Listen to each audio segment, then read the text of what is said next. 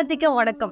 பல குடும்பங்களுக்கு குல தெய்வமாகவும் நம்ம ஊருக்கு காவல் தெய்வமாகவும் இருக்கிற கருப்பு சாமியை பத்தி தான் இந்த வீடியோ ஃபுல்லா நம்ம பார்க்க போறோம்.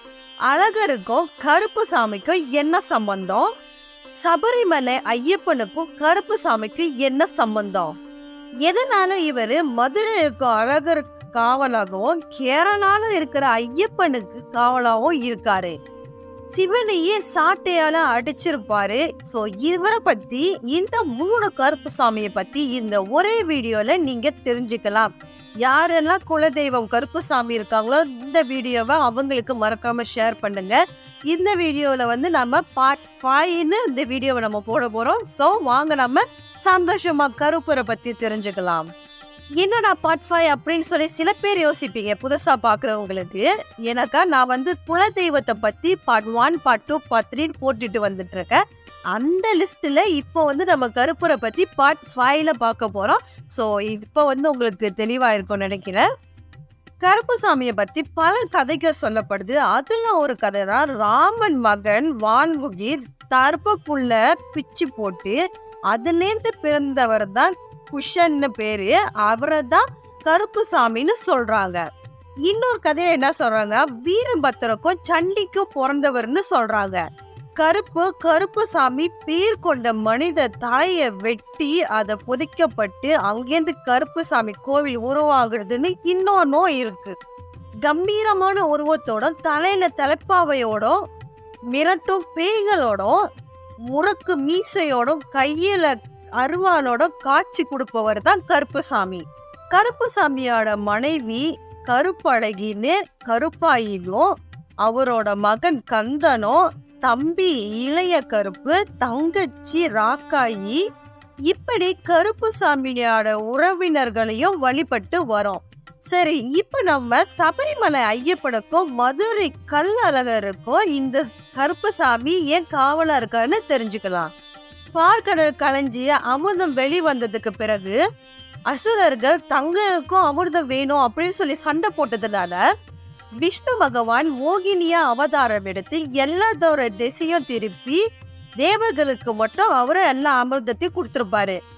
அப்போ சிவன் மோகினியோட அழகுல மயங்கி மோகினியோட ஒன்னா சேர்ந்ததுக்கு அப்புறம் பிறந்த குழந்தைதான் ஐயப்பன். எதனால இப்படி ஒரு குழந்தை பிறக்கணும்னா, பார்வதி தேவி வதம் செஞ்ச மகிஷாசுரனோட தங்கச்சி மகிஷி சிவனுக்கும் விஷ்ணுக்கும் பிறக்கிற குழந்தைகிட்டே இருந்தா எனக்கு மரணம் வரணும் அப்படின்னு சொல்லி வரம் வாங்கியிருப்பான்.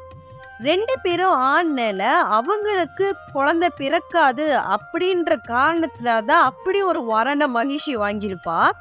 அவ விருப்பப்படியே நடக்கட்டும் அப்படின்ட்டுன்னு விஷ்ணு மோகினி ரூபம் எடுத்து சிவன் கூட ஒன்னா சேர்ந்திருப்பாங்க. என்ன இருந்தாலும் ஐயப்பன் சிவனோட பையன். அதனால சிவன் என்ன பண்ணிருக்காருன்னா அவரோட அம்சமான கருப்பரை கூப்பிட்டு நீ சேனாதிபதியா இந்த வதம் செய்யறதுக்கு ஐயப்பனுக்கு காவலா இருக்கணும் அப்படின்னு சொல்லியிருக்காரு. அதனாலதான் கருப்பண்ணசாமி ஐயப்பனுக்கு எப்போதும் காவலா இருக்காரு. இன்னும் 18ஆம் படி ஏற சபரிமலையில ஐயப்பனுக்கு கருப்பு சாமி இன்னமும் பாதுகாப்பா இருக்காரு. எல்லாரும் கருப்பண்ணசாமிய கும்பிட்டதுக்கு அப்புறமா தான் ஐயப்பனை தரிசிக்க போறாங்க. அடுத்து அழகரை பத்தி பார்க்கலாம். மதுரை அழகர் கோவிலை காக்கும் சக்தி வாய்ந்த தெய்வமா கருப்பண்ணசாமியை பாக்குறாங்க. முன்னொரு காலத்துல கேரளா நாட்டை ஆட்சி செஞ்ச அரசன் பாண்டிய நாட்டுல உள்ள திருமாஞ்சோலை அழகர் கோவிலுக்கு வந்துடுக்கான். உலகத்திலே பெருமாளோட சிலை அழகான சிலைனா அது அழகர் கோவில் இருக்கிற அழகர் சிலை தான். அந்த அழகான சிலையை அவரு தரிசனம் செஞ்சுட்டு அதை எப்படியாவது கைப்பற்றி எடுத்துக்கணும்னு அவரு பிளான் பண்ணியிருக்காரு.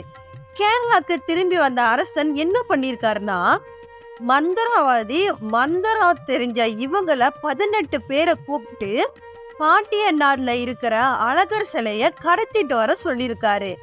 பாண்டிய நாட்டுல இருக்கிற திருமாஞ்சோலை கோட்டைக்குள்ள புது அழகர் சிலையை கொண்டு வருது அவ்வளவு ஈஸி கிடையாது. அதனால 18 மந்திரவாதி கிட்ட இந்த பொறுப்பை அவரு ஒப்படைச்சிருக்காரு. அந்த 18 மந்திரவாதிகளுக்கு 18ஆம் பெட்டியில இருக்கிற கருப்பரை காவலுக்கு அனுப்பிச்சு வச்சிருக்கா அந்த அரசரு. அழகர் கோவில்ல அவரை கடத்திட்டு போகிறதுக்கு முன்னாடி அவரோட சக்திய வேற இடத்துல மாத்தி வைக்கிறதுக்கு முயற்சி செஞ்சிருக்காங்க.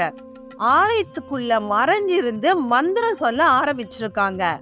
அப்படி அவங்க அந்த மந்திரத்தை சொல்லும் போது அவங்க கண்ணுல ஒரு மைய அவங்க தடவிக்கிட்டாங்களாம். அந்த மைய அவங்க பூசிட்டு அதை பூசினதுக்கு அப்புறமா யாரு கண்ணுக்குமே அவங்க தெரிய மாட்டாங்களாம். ரொம்ப தந்திரமா அவங்க மறைஞ்சி அழகரோட சிலையில இருக்கிற சக்திய அவங்க திருட நினைச்சிருக்காங்க. இவங்களோட திட்டத்தை முறையடிக்க நினைச்ச பெருமாள் கோவில் பட்டர் அவர் ஒருத்தரோட கனவுல போய் அந்த மந்திரவாதிகளை பத்தி இவரை எடுத்து சொல்லியிருக்காரு. சோ கண் விழிச்சதுக்கு அப்புறமா அந்த மந்திரவாதிகளை பிடிக்கிறதுக்கு இவர் ஒரு பிளான் பண்றாரு. வழக்கமா அவர் கோவிலுக்கு செய்யும் பிரசாதத்துல, அதாவது பொங்கல்ல நிறைய மிளக போட்டு இவரை உருட்டி எல்லா பக்கத்திலயும் வச்சிருக்காரு. பொங்கலோட வாசத்துல மயங்கி போன அந்த மந்திரவாதிங்க அவங்க அந்த பொங்கலை எடுத்து சாப்பிட்டுருக்காங்க. அதிகமா காரம் சாப்பிட்டதுனால, அதுலதான் மிளகு போட்டிருக்காங்கல்ல, அந்த மிளகுல அவங்க சாப்பிட்டதுனால பயங்கரமா காரமானதுல அவங்க கண்ணுல கண்ணீர் வந்திருக்குது. அவங்களோட கண்ணீர்னால அவங்க கண்ணுல வச்சிருந்த மையம் அழிய ஆரம்பிச்சிருக்கு. மையம் அழிஞ்சதுக்கு அப்புறமா அவங்களோட மாய உருவம் மறைஞ்சி அவங்களோட சுய உருவம் தெரிய ஆரம்பிச்சிருக்கு. அந்த காவலாளிகள், அந்த கோவில இருக்க காவலாளிகள் என்ன பண்ணிருக்காங்கன்னா, ஒவ்வொரு மந்திரவாதிகளையும் பிடிச்சி ஒவ்வொரு படிக்கட்டுல புதைச்சிருக்காங்க. மந்திரவாதிகளுக்கு காவலாக வந்த அந்த சக்தியையும் அவங்க ஒரு சக்தியால யூஸ் பண்ணி புடிச்சு வச்சிருக்காங்களாம். மந்திரவாதிகளுக்கு துணையா வந்த 18ஆம் பட்டி கருப்புசாமி என்ன சொல்லியிருக்காருன்னா, இனிமேல் நான் இங்க அழகருக்கு காவலா இருக்கேன் அப்படின்னு சொல்லியிருக்காரு. அதுக்கு கூலியா தினமும் நீங்க அழகருக்கு செய்யப்படும் அர்த்தஜாம நிர்வாண நிபேத்தியங்களை எனக்கு கொடுக்கணும் அப்படின்னு வேண்டி கேட்டுக்கிட்டாராம். எல்லாரும் சம்பந்தம் சொன்ன உடனே 18ஆம் பெட்டி கருப்பணசாமி கருப்பரா இருந்து அழகரை பாதுகாத்துட்டு வராரு. அழகர் கோவில இருக்கிற எல்லா விஷயத்துக்குமே கருப்புசாமி தான் இன்னமும் காவ காத்துட்டு வந்துட்டு இருக்காரு. அழகருக்கு அவ்வளவு அழகான ஆபரணங்கள் இருக்குமா. திருவிழாக்காண்டி அழகரை அழகா காட்டுறதுக்காண்டி நிறைய நகைகள் எல்லாம் போட்டுட்டு கூட்டிட்டு போறது முன்னுக்கு அவங்களுக்கு என்னென்னத்தை போட்டு அலங்காரம் பண்ணியிருக்காங்கன்னு இந்த 18ஆம் பெட்டி கருப்பசாமி கிட்ட பட்டியல் எடுத்து காட்டிட்டு தான் போகுவாங்களாம். திரும்பி வந்ததுக்கு பிறகு அந்த நகைகள் எல்லாமே கரெக்டா இருக்குதா அப்படின்னு சொல்லி ஒரு பட்டியல போட்டதுக்கு அப்புறமா தான் மறுபடியும் உள்ள எடுத்துட்டு போவாங்களாம்.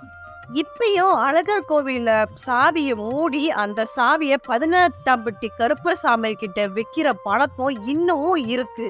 18ஆம் படி வாசல் மட்டும்தான் இருக்குது. அந்த கருப்பண்ணசாமிக்கு உருவம் கிடையாது. அந்த பெரிய கதவை தான் கருப்பட்டுப்பட்ட கருப்புசாமின்னு அவரை வழிபட்டு வராங்க. இந்த கதவு எப்போதுமே மூடியேதான் இருக்கும். பிரம்மோற்சவ காலத்துல சக்கரவார் இளந்தருவார் அந்த ஒரு காரணத்துக்காண்டி மட்டும்தான் அந்த கதவு திறக்கப்படுமா. அந்த 18ஆம் படியை தாண்டி யாராலையும் உள்ள போகவே முடியாது அப்படின்னு இன்னமும் அந்த நம்பிக்கை இருக்கு. தினமும் கோபுர கங்கையிலேருந்து இருந்து கொண்டு வர தீர்த்தத்தை கருப்பசாமி கிட்ட வச்சு இது நாங்க தூய்மைதான் கொண்டு வந்தது அப்படின்னு சத்தியம் பண்ணதுக்கு அப்புறமா தான் அந்த தீர்த்தத்தை கோவிலுக்குள்ளேயே எடுத்துட்டு போவாங்களாம். கருப்பு தேவ சன்னதியில செய்யற சத்தியம் நீதி தேவ கிட்ட சத்தியம் செய்யறதுக்கு சம்பந்தம்னு சொல்றாங்க. சுத்துப்பட்டி இருக்கிற கிராமத்துல ஏதாவது ஒரு பிரச்சனை அப்படின்ட்டுனா அவங்க இந்த கருப்பசாமி கிட்ட சத்தியம் பண்ணிட்டாங்கன்னா அதுதான் ஓகே வாக்கு அப்படின்ட்டு போவாங்க. கருப்பர் கோயில்ல பொய்யா சத்தியம் செஞ்சாங்கன்னா அவங்க கடுமையா தண்டிக்கப்படுவாங்கன்னு அந்த நம்பிக்கை இன்னும் இருக்கு. அழகர் கோயில்ல மற்றோட சிறப்பு என்னன்னு பாத்தீங்கன்னா, அந்த கோவில்ல சைவம் சார்ந்த இறைவன் வழிபாடு மட்டும்தான். இப்படி நல்ல பேர் போன இந்த அழகர் கோவில்ல விநாயகர் சன்னதியும் பைரவர் சன்னதியும் இருக்கு. இந்த கோவில்ல அதிதேவதையான ராக்காயம்மனுக்கும் 18ஆம் பெட்டி கருப்பன்சாமிக்கும் அமாவாசையில பௌர்ணமியும் சிறப்பு பூஜைகள் செஞ்சுக்கிட்டு இருக்காங்க. அந்த சுட்டு வட்டாட்டமான மக்களுக்கு கருப்பண்ணசாமிக்கு பயபக்தியோட இருக்காங்க. அநியாயம் செஞ்சா கருப்பன்சாமி தட்டி கேட்பாருன்னு நம்புறாங்க. அடுத்து கருப்பசாமி சிவனையே ஏன் சாட்டையால அடிச்சாரு அப்படின்ற விஷயத்தை இப்ப பார்க்கலாம். இந்த கதை மதுரையில இருக்கும் சதுரகிரி பிலா மரத்தடியில கருப்பணசாமியை பத்தி நம்ம தெரிஞ்சுக்கலாம். கருப்புசாமி இங்க காவல் தெய்வமா இருந்திருக்காரு.